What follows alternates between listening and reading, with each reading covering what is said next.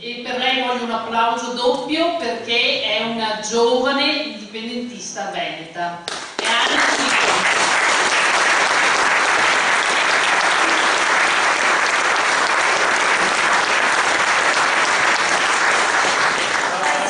Buonasera. Allora mi scuso in anticipo nel primo intervento, quindi in caso di problemi eccetera mi scuso da subito.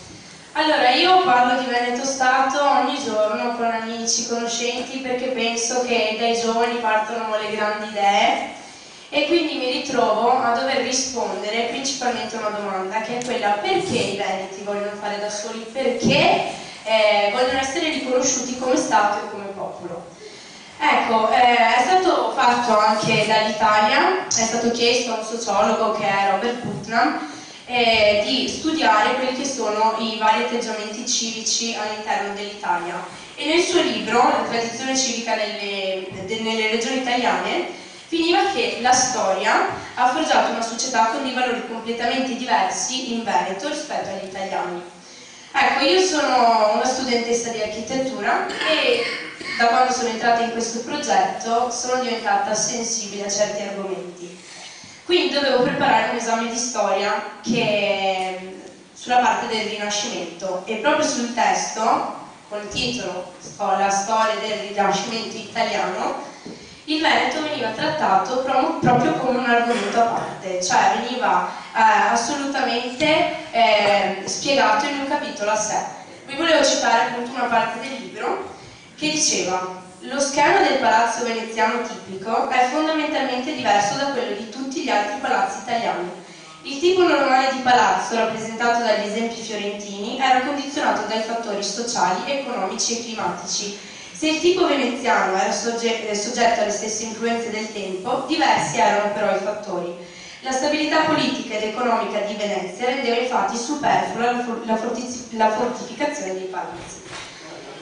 Questo ho notato anche in un altro testo che dovevo preparare, che era la monografia su Andrea Palladio. Penso lo conosciamo tutti, è un grandissimo architetto padovano che è copiato in tutto il mondo ancora oggi. E anche qui vi volevo citare una parte del libro un po' più lunga, però insomma per farvi capire il contesto. Allora, la sua formazione avvenne in uno dei momenti più intensamente creativi della storia dell'architettura e non al centro degli avvenimenti dove egli avrebbe corso il rischio di diventare un altro dei tanti maestri della scuola romana o fiorentina, bensì nell'unica regione periferica in cui stesse sorgendo un'età dell'oro, la Repubblica Veneta. Nessun altro fra i grandi architetti della sua generazione nacque e si formò nel Veneto, perciò solo Palladio riuscì a far propria la fantasia bizantina o la radiosa lievità dell'architettura veneto-provinciale del primo Rinascimento. Lo stile veneto fu il catalizzatore che rese possibile la combinazione degli elementi eruditi e intellettuali di Palladio. E è grazie a queste figure che noi ogni giorno possiamo andare a Venezia a vedere i meravigliosi palazzi che abbiamo sul Canal Grande o visitare le sue ville, che comunque nel mondo rappresentano un unico. Quindi io volevo concludere questo breve intervento dicendo a tutti i giovani, che purtroppo qua non ne vedo tantissimi, senza offesa, volevo concludere